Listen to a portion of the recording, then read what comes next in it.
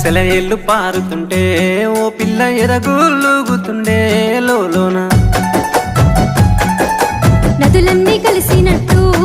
పిల్లగా నవ్వెంత బాగున్నది నీలోన